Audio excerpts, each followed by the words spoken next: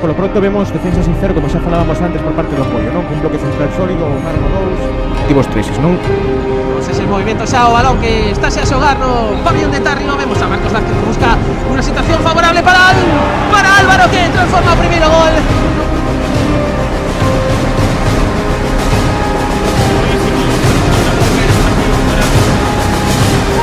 Tremenda calidade de Marta Rodríguez. Pablo Garrido empezou o partido moi intenso, xerando moitísimas ventaxas. Agora